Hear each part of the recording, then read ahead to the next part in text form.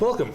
My name is Steve Seitz, and for the next half hour or so, we're going to be discussing current issues with Mark Donka. Mark is running for the U.S. House of Representatives as a Republican. This is, I believe, your second run. Yes, it is. And Mark is here to tell us why he should be our next congressman. So, but before we get into that, give us a little bit about your background, you know, where you work, what you do, and why you are even running for Congress. Sure. Well, I've lived in Vermont for the past 35 years. Mm-hmm. I'm married. I have 2 daughters, 2 grandchildren. I've been a police officer for the past 33 years. Which town? I started out in Windsor, Vermont in 1980, and I kind of went up and down the valley. I was in Claremont, I was in Springfield, and for 20 years I was in Hartford as a sergeant. I retired from Hartford, and presently I'm back doing it again in Woodstock, Vermont. Oh, welcome back to the beat. And how long have you ever held office before? I was a selectman in Hartford for a couple of years. Okay, so you have a little bit of governing experience. But why the big one? Why Congress? I just got really tired of seeing the way and the direction our country's going in. I just don't think we're going in the right direction. I think we're just starting to run our debt up way too high. There's not much transparency in government. We're not seeing what's really going on. And I think, you know, if you want to complain about it, you got to step up to the plate and do something about it. So I've decided that I'm going to run and going to do something about it.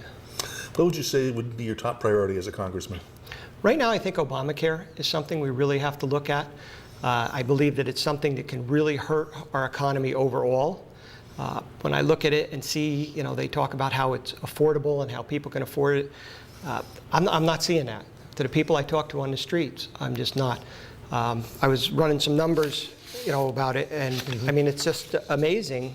You know, they talk about it being affordable and they give you so much.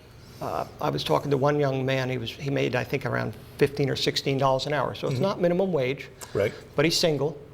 It was going to cost him over $400 a month for Obamacare. But he was also going to have a $6,000 deductible. So when you add that up, that's almost $10,000 in insurance costs it's going to cost him before the insurance even kicks in.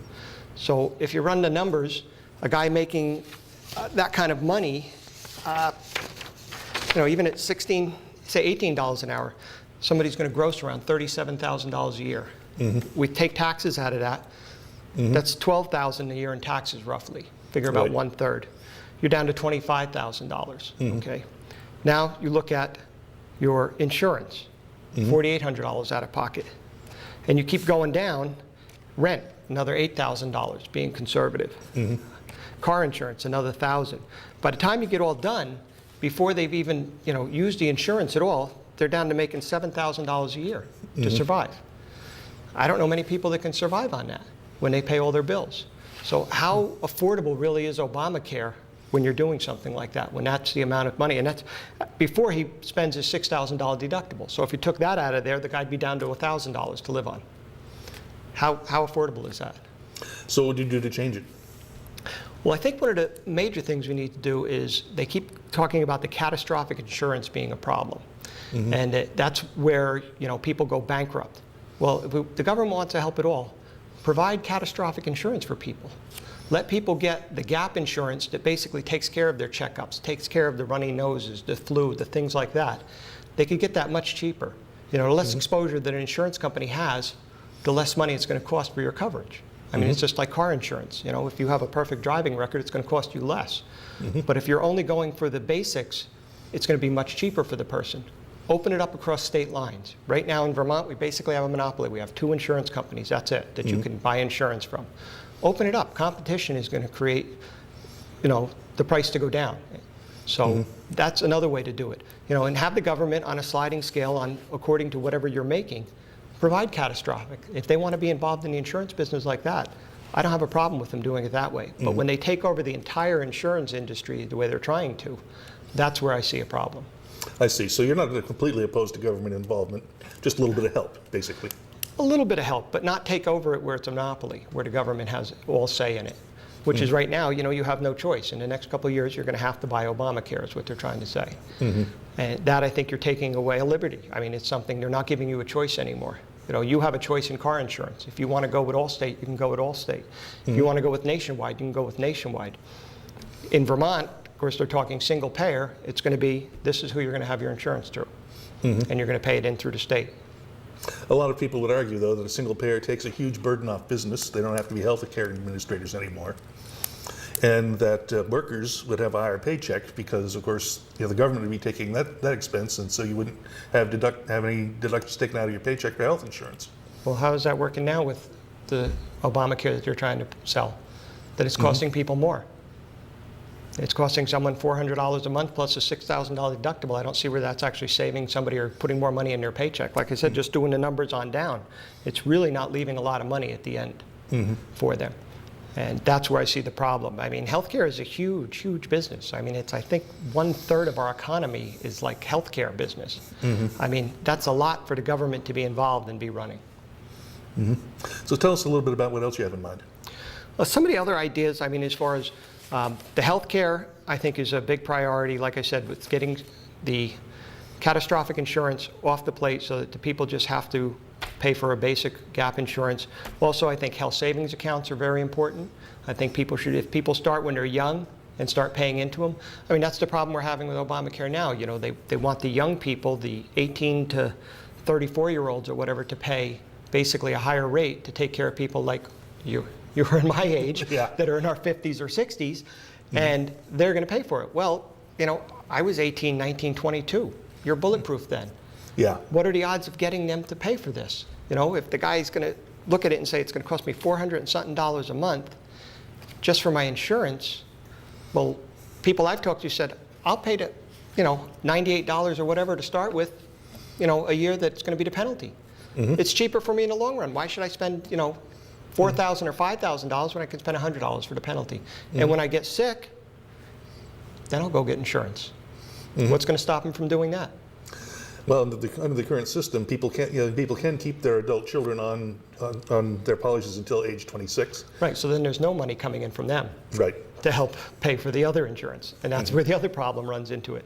If you have these people that are, you know, like you said, on their parents' policy, they're not contributing. So where is the money going to come from? You know, that's the big issue that I see. And in Vermont, we don't know where it's going to come from right now. With, you know, Green Mountain Care that they're trying to sell, nobody's telling us how much it's going to cost. There's been some numbers run around. They've been thrown out there, anywhere from $1.5 billion to $2.2 billion. That's a huge amount of money for Vermont to come up with when we only have a $5 billion budget for the whole state. And you're going to have something that's, you know, almost half again. Where does it come from? It's not going to come from those 18 to 26-year-olds because they're not paying a policy. So what are you going to do? Mom and dad are going to now get paid, you know, have to pay something 3 times the amount to try to cover that. The money has to come from somewhere. Yeah. Well, speaking of money, what would you do to bring more into the state and, you know, boost the economy a little bit that way? I think one of the important things is we have to take away some of the regulations and some of the things like Obamacare. I think that's holding back a lot of businesses. Right now, Vermont, we're ranked, I think, 48th as the worst state to start a business in the country. You know, we're losing businesses. You know, Lindenville, they just lost one. You know, IBM is still, you know, teetering on whether or not they're even going to stay. If they get bought out, their chip manufacturer gets bought out, there's nothing hard and fast that they're going to even stay in the country. We could lose thousands of jobs if they left. What are we doing? What is, you know, our governor doing? What are they doing to try to keep the people here? What would you do? Right now, I think just basically is, you know, take away the worry of the health insurance from them, which right now that's the unknown. I wouldn't start a business if I didn't know what my costs were going to be. You've got to help them with that. The regulations that, you know, which Obamacare is one of the regulations, but there's a multitude of other regulations that are also slowing these things up. Let people make money. That's what they went into business for, was to make money in the first place. Don't take that away from them. Allow them to go out and grow their business. Don't overtax them. You know, cut your taxes back so that people can afford to. What's New York doing to get people over there? They're having tax-free zones. I mean, if you're over on the western side of the state of Vermont, why stay in Vermont? Go to New York. If there's an area right over there where you can go for 10 years and not pay any taxes, why would you stay in Vermont? What does Vermont have to offer you? And that's something we have to try to offer. You know, on the federal end, are we going to be able to do something? Yeah, of course we can do some. We can bring some money into the state. But that can't be the end all that's going to take care of it. It's got to be basically that the state's going to have to do something. The federal government is eventually going to run out of money. I mean, it's $17 trillion we are right now in debt and rising. Every second that we talk, it's rising up. When does it stop? That's the question I ask, and I've asked my congressmen, I've asked my senators, and all I get is a letter saying, well, we cut this and we cut that, but it's like they really didn't cut anything from the actual spending. When they come out and they say, well, we're not going to spend this amount of money, that's almost like me saying, I'm going to go buy a Cadillac next week. Of course, I don't have the money to buy a Cadillac, so I didn't buy that Cadillac. Right. So did I just save $50,000? That's what the government's saying. Right. They're saying we saved, millions of dollars because we didn't spend it on the war. Well, you didn't really save it. You just didn't spend it. So there really isn't any more money there than what you're doing. And that's, what they keep trying to sell on us, that, oh, we're, saving all this money. You're not really saving all this money. So where does money come from? Does money come from? Yeah. As far as I know, the government doesn't have any product or any service that they sell. So they only get it from one place, taxes. That's where all the money comes from. We keep growing the government bigger and bigger every year. In the first 4 years of Obama's term, he grew the government by 140,000 people. They've put more and more people on the payroll. I guess it's one way to make the unemployment figures look better if they hire everybody for the federal government, but we can't keep hiring and hiring. The government has gotten too big. It's overgrown. It needs to be cut back. We need to start cutting right across the board. There are places that can be cut. Am I going to be able to name each and every one right now? No, but I would put together a commission that would sit down. It'd be a bipartisan commission, no sitting congressmen, no sitting senators. Sit down, almost like I think it was the Grace Commission that did it. Go through the budget line by line. Where is there waste? Where is there cuts that we can be made that are going to be able to be done without creating too many problems for the American public? And then when they come back to Congress and the Senate with this, they say, here it is. 75% of these cuts have to be made. Make that part of the bill. 75%. It gives the congressmen and senators 25% wiggle room for maybe their pet projects or whatever. But make them make the cuts. We can save a great deal of money that way doing that. Right. But is it going to hurt a little bit? Of course it's going to hurt a little bit. Are we going to have to cut? There's everything I believe is on the table. I don't believe there's anything you can say is totally off the table. There's waste everywhere in government. I mean, I've been in, municipal government for a long time. We're pretty bare bones. It's pretty hard for us to have much waste. Yeah. But, we do pull in a lot of grant money that helps to run things. You have to look at, are we getting enough bang for our buck where we're putting our money? Yeah. Or are we just doing it to get elected again and saying, look, I just brought you this much money. Last election we were discussing the Vermont Law School. Got a $1 million grant to go train lawyers in China on environmental law. Now, is that good use of my tax dollars? Why are we training Chinese lawyers? It made no sense to me. I asked Peter Welch that exact question because he was involved with the grant process. He just said, he was hands off. He said, well, that's just, they got the grant. It was a competitive grant and they got it. Well, you were there getting your picture taken and smiling when this grant was being issued like you were involved in it. Why are we doing this? Why are we giving $1 million to China who we're borrowing money from? Right. How do you feel about roads and bridges? We've got them falling down all over the place. Would you support a large infrastructure spending bill to get the roads back up in shape and to get the bridges standing up again? Sure. I'm thinking in particular where I live on Wall Street.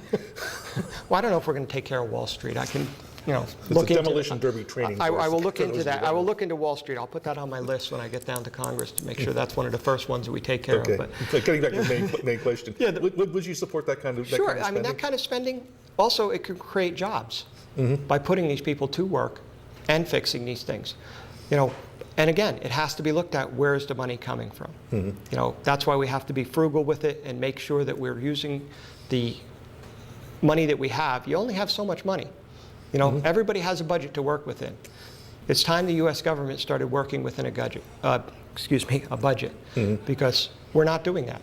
We're just spending and spending and spending. I know I can't use my credit cards and spend as much as I want. Because if I do, I'm in big trouble, and I'm going to be bankrupt. When do we run out of money where we can't do it anymore? That's my concern. I've got, like I said, 2 daughters. I've got 2 grandsons. What am I leaving them? Yeah. What is their, my legacy going to be, so to speak, that we're going to leave these children? We went up, what, 7 trillion in the last 6 years? How many more can we go up? What happens when it gets to 25 trillion, 50 trillion? I mean, do we become like Greece? Do we become like some of the European countries where we're just all of a sudden everything folds? Eventually, the pot's going to run dry, and we're not going to be able to borrow anymore because people are going to be afraid they're not going to get paid back. And you just can't have it. I mean, what are we borrowing now? I think it's 40 cents of every dollar we're borrowing now in order to keep our government running. Now, I don't know about you, but I don't think I could run my household by borrowing 40 cents on every dollar to do it. If I had to pay my $1,000 a month mortgage and had to borrow $400 every month to do it, I'd be out in the street in less than a year. Right. So that's an area we have to look at. We have to somehow cut that and get it down. It's not going to be overnight. I'm not going to Mark Donka's not going to get elected and wave a magic wand and say, here it is, everything's done, we're going to make this budget, this deficit and debt disappear. It's going to take years and years, but let's stop growing it. Right. Let's at least put the brakes on and say, okay, this is it, 17 trillion or 18 trillion, this is where we stop. Now let's start going the other direction. So maybe a solid 10-year gradual plan to bring things around. It'll take at least 10 years. I mean, we didn't get here, in 7 years. Right. We didn't get here in 10 years. We got here slowly. So I don't know if 10 years would be enough, but I believe that if we, like I said, go through piece by piece, budget by budget, cut where we can, where it doesn't hurt us, we can do this, and we can bring it back so that America is the strongest country in the world. I mean, we're slipping. China doesn't consider us a superpower anymore. We were once the strongest nation, in the world. And what are we doing to ourselves?